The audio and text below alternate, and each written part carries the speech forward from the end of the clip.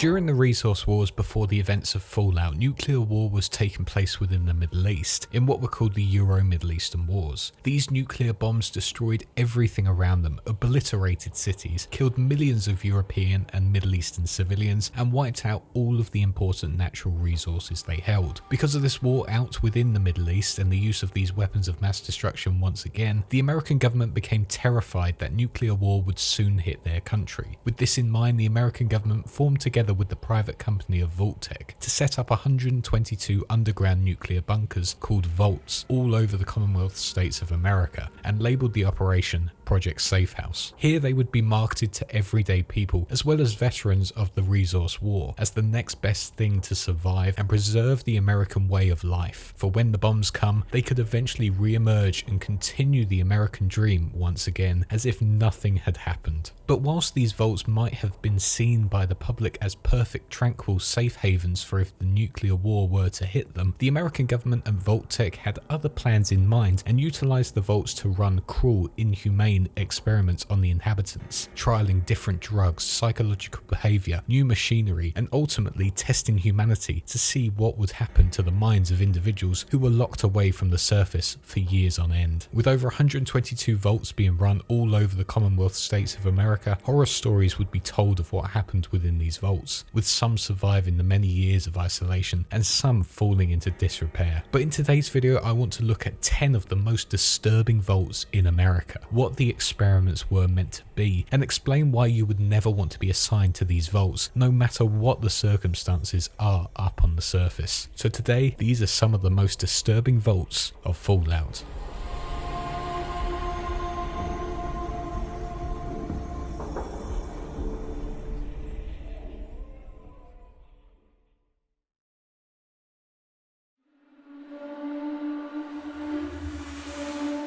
We start our list with a recognisable vault of Vault 106, located within the large cavern southeast of Oahu within the capital wasteland. 106 looked to be the spitting image of a perfect vault that would keep everyone safe from the nuclear fallout. When the nukes finally came and detonated all over America, the inhabitants of the vault were sealed away. Everything seemed fine for the first few days. Food was plentiful, entertainment was vast, and everyone was settling in well. But after just 10 days, the experiments started to take place. The aim of this vault was to see how the inhabitants reacted to psychoactive drugs, to see how it affected their mental state, see if there were changes in personality, and ultimately just play around with the vault dwellers. After 10 days of the vault doors being closed, the psychoactive drugs entered the air filtration system, flooding into all of the rooms around the vault. Almost immediately, the inhabitants saw a difference in their surroundings. They started to hallucinate, and the world around them started turning a shade of blue. The overseer, named Albert Leris, knew of these experiments and how they were going to be administered to the inhabitants of the vault, but he didn't want this knowledge to come out, and instead made sure that his security personnel told the inhabitants that everything was fine and there was nothing to worry about. Eventually, the inhabitants of the vault would start to lose their minds, not knowing what was real and what was a hallucination. Violence broke out within the vault, utilizing every weapon they could find, and by the year of 2277, during the events of Fallout 3, some of the inhabitants are still alive, but their minds are gone and will attack anyone they see. The drugs are also still being pumped into the vault through the air filtration system, so if anyone were to find this vault, they could lose their minds as well, like those who were assigned and lived within Vault 106.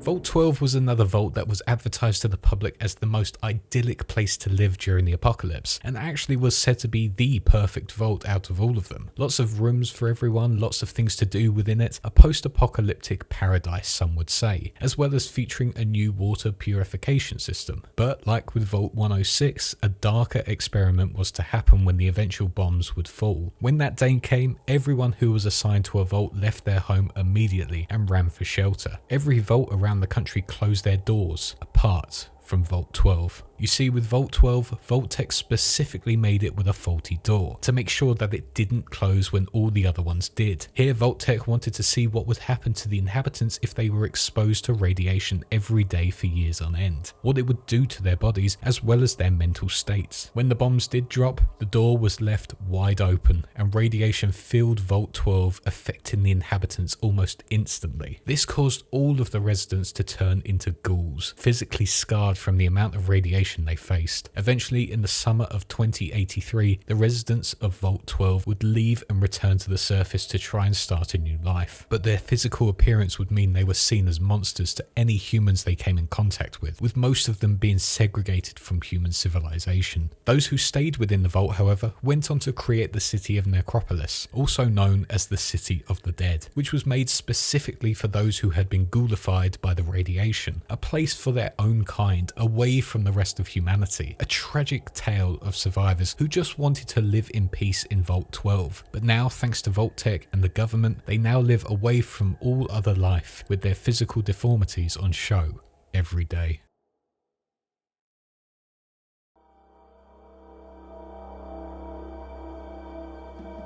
Vault 112 is a very familiar vault for anyone who has played the main campaign of Fallout 3. Located underneath Smith Casey's garage west of Evergreen Mills within the Capital Wasteland, Vault 112 was one of the smaller vaults to exist, only holding room for a maximum of 85 occupants. The vault was run by the overseer Dr. Stanislaus Braun, a well-known German scientist working for Vault-Tec before the war. Dr. Braun was the mastermind behind the side division of Vault-Tec known as Future Tech, and was the man who created the revolutionary piece of technology known as the GECK, which was the Garden of Eden creation kit, which was a terraforming device used to rebuild society and create an earthly paradise. Assigned to Vault 112, this vault was fitted with virtual reality pods where the inhabitants of this vault would be able to climb in and experience a virtual reality away from the real world, allowing them to escape the devastation of their world around them and also experience anything they wanted. However, Dr. Braun, the creator of these pods, had other ideas for the inhabitants of Vault 112. When the individuals went into these pods, they were now completely controlled by Dr. Braun. He was able to control everything within their world and they had no way of escaping. Dr. Braun was sadistic and liked to torture everyone within these virtual realities. Whether Dr. Braun intended this to be his plan from the creation of this vault is unknown. Maybe he wanted to see what people did when faced with tragic events and horrifying sights, or maybe because he was just so sadistic, this was his way of just having fun. And if that was the case, it certainly worked. Every so often, Braun would get bored and virtually kill the inhabitants of the virtual world, causing the real individuals tons of trauma. He would then resurrect them and erase their memories and start the torture all over again. Basically, Vault 112 was an endless loop of torture programs where you would die, be resurrected, have your memory erased, and then killed again until Dr. Braun was satisfied. If you were to enter Vault 112 and one of these pods, you would be victim to Dr. Braun's experiments and torture methods just to satisfy him. Why he is doing this though is unknown, but it looks like it's simply to just have a bit of fun with unaware victims.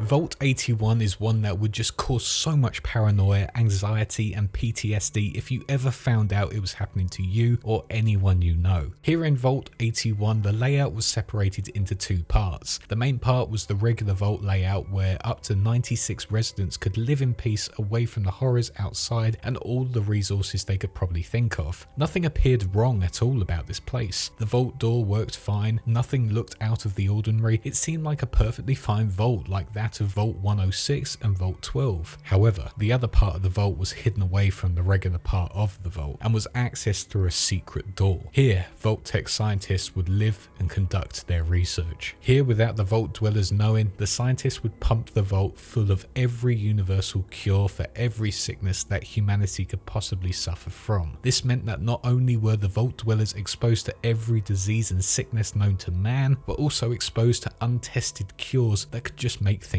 worse. If the vault dwellers wanted to leave for the surface or cottoned onto the fact that the vault they were living in was a test tube for the worst diseases in humanity, the scientists would use the same propellant nozzles pumping in the cures and diseases into the vault to incinerate the individuals. Thankfully though, thanks to the overseer of the main vault, Dr. Oliviet, the scientists' work was to be sabotaged, meaning they could not pump the vault full of these vicious diseases, meaning the vault dwellers could live unaware that anything was planned for them. Dr. Oliviet made sure to keep it a secret from anyone so that they could all live in harmony. The scientists, however, continued to do their research, and instead of using the vault dwellers, used mole rats. This vault would go on until 2287, allowing communication with the outside world, but one of the residents, known as Bobby DeLuca, located the secret vault entrance. As Bobby went in to investigate, Austin Engel, another resident, witnessed this and followed him in. Here he found one of the lab rats who had escaped containment. The rat bit Austin and caused him to catch an unknown lethal disease, meaning his life was now limited and he needed to find a cure. Whilst this vault didn't experience the full effects of the original experiments, it still houses some deadly diseases within the lab mole rats, and if these creatures were to break out, America could experience yet another plague to spread all over the country.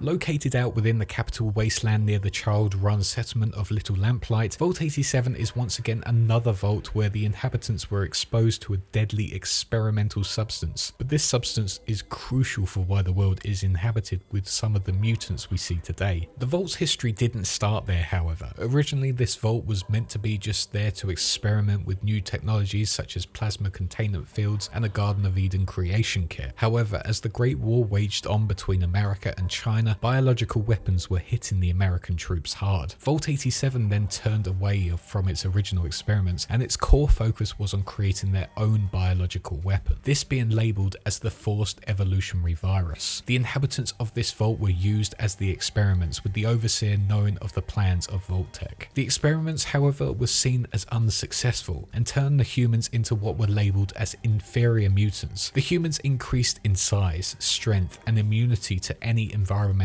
hazards like radiation. Their minds were also massively damaged because of this, and they turned to extreme aggression with everything in their way. A year after the bombs fell, and one fell right on top of the vault's entrance, some of the test subjects broke free and killed all of the security forces within the vault. After they wiped out the human population, the mutants spread out all over the wasteland with the sole goal of trying to preserve their kind and remove anyone who is different from them. Vault 87 still exists, but it's in a state of disrepair, still being run by the mutants, but here they have altered it for their lifestyle and have also made makeshift prison cells for anyone of their kind they deem as failures.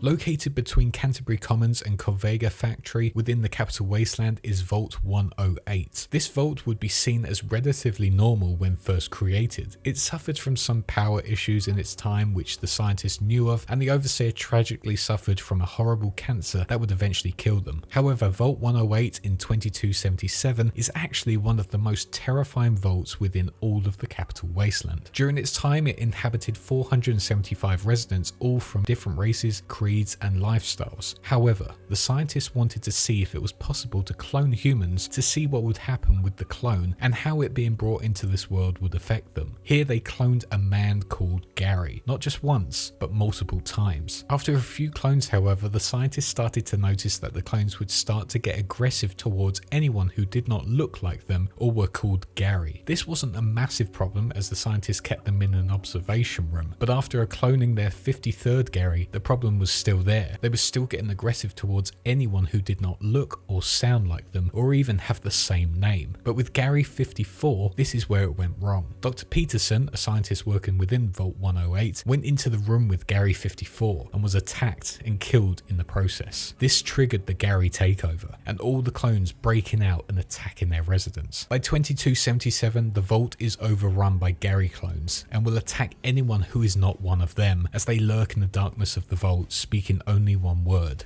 Gary. It is rumoured, however, that if you sneak up on them, the clones will speak to each other normally, but if you are found, they will begin to attack you, and the last thing you will hear as you bleed out is that one name: Gary.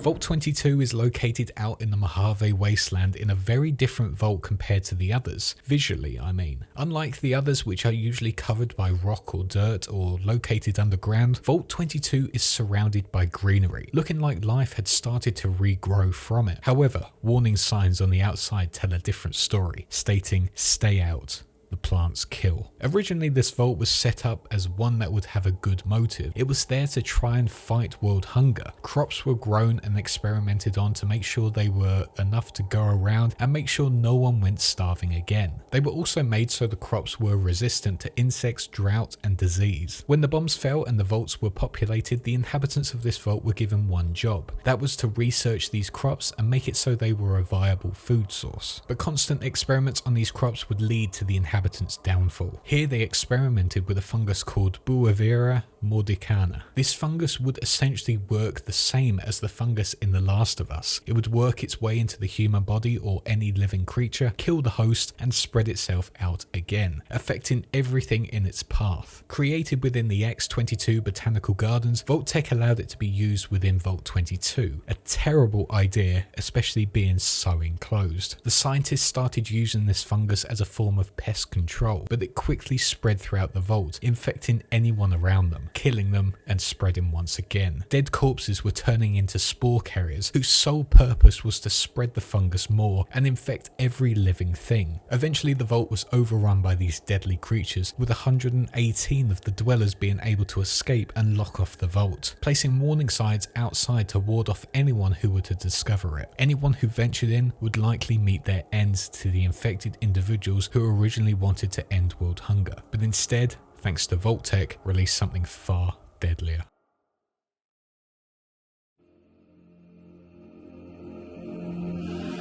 One of the original vaults within the Fallout universe, but certainly not a nice one, Vault 11 is a terrifying story about what happens to humans when they have to make a choice out of fear. Unlike with the other vaults where the inhabitants were exposed to deadly chemicals or diseases, this vault was made for one thing only: to conduct social experiments. When the doors closed on Vault 11, almost immediately a voice over the vault communication center would play. Here it would tell the residents that they had to sacrifice one of their own or the vault's computer would kill everyone within the vault. After a long process, the vault dwellers would end up selecting a resident through a democratic election, basically turning this member into the overseer until they are sacrificed to the vault computer. This turned into a yearly tradition amongst the dwellers as they voted for the next overseer and then killed them a year later. This would also lead to factions within the vaults who would try to manipulate the election process and make sure that a certain individual was the overseer to basically get rid of them for good. Eventually the residents had had enough and wanted to go against the computer, defy the one who controlled them and take back the vault. When the time came for the next sacrifice, no one was offered to the computer. The vault dwellers waited to see their outcome, and what they got was a message that said, "Congratulations, your commitment to human life is a shining example to us all." The residents were then rewarded with the vault door opening up once again, and they could emerge up to the surface once more.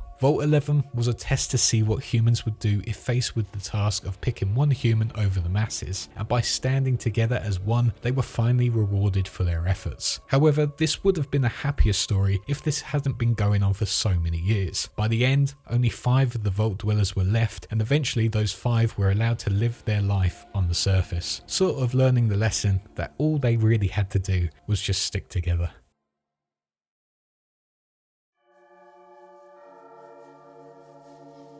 Vault 77 is a vault that has not been present in any of the games, but has been shown in a comic strip, and is an extremely creepy one as well. Unlike the other vaults, Vault 77 was not inhabited with hundreds of individuals. It was not populated with local residents that lived near it. Instead, it was inhabited by one lone man. This man was left on his own within the vault with just a box. After months of feeling isolated and losing his mind a little bit, he opened the box to find hand puppets. During his time, he played with these puppets as he had no one else to talk to, giving them all unique personalities and roles within the vault. But losing his mind more and more, he would create scenarios as if the puppets were living people, eventually leading to the killing off of the king puppet. Eventually he found the culprit of the murder, a puppet of a Vault-Tec boy, who he carried around at all times, forming a close, creepy bond with him. This Vault-Tec boy puppet encouraged the man to find his darker side and ventured out into the wasteland. After getting captured by bandits, the man pleaded with them that they needed to get away as the puppet would kill them, whilst the puppet claimed that the man had killed before. After the bandits suggested eating the man, a bloodbath happened, as the man and his puppet killed everyone he came into contact with. This would create the fear throughout the wasteland of the man known as the Puppet Man, who came from the terrifying Vault 77.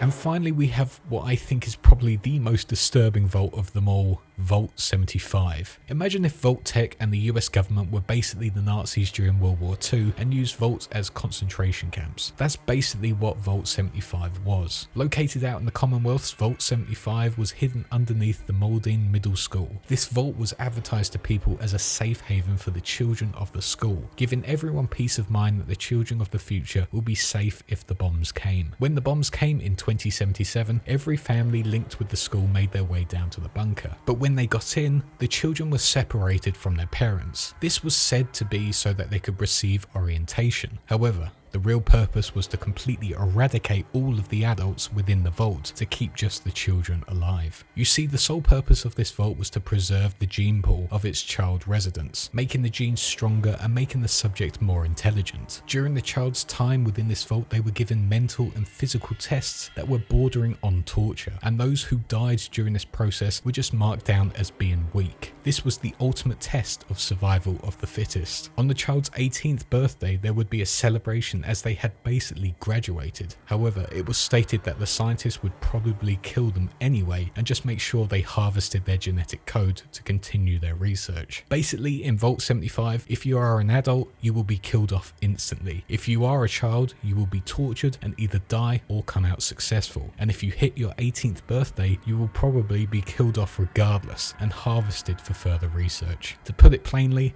Vault 75 is a living hell, and if you found yourself living there, your chances of survival are pretty much non-existent. And those are just some of the vaults that we use to experiment on humans. To put it plainly, there's not many of these you really want to be found in, because you'd either go absolutely mad, have drugs pumped into you, mutate into a horrible ghoul or super mutant, or just be killed off by idiotic scientists who were clearly bored before and after the nuclear war within America. But thank you all for watching. I hope you enjoyed this sort of countdown on the most disturbing vaults within the Fallout universe. If you enjoyed it, please make sure to give it a like and subscribe if you haven't already, and let me know what's your worst vault in your opinion in the comments down below. And also let me know if you'd like to see a part 2, because I'm sure there are many more vaults out there that are awful to live in. I'll leave my links in the description below if you want to support me on Twitch, Twitter and Discord, as well as my Patreon and YouTube channel links for if you really like the content and want to help the channel financially. And speaking of, I'd like to thank my supporters real quick. Big thanks to Duquesne23, our big fish, our 3 Sharts, JP, Connor and the AVP man, and our huge megalodons Sinus, Morgan Brazier, JJD896 and Well Such Gaming. Also big thanks to our YouTube channel member, our Wise One, Jambu, as well as our Twitch subscribers. All your support means the absolute world to me. I cannot thank you enough. But that is all for now. I hope you like these lore videos, and I shall see you all in the next one. Cheers.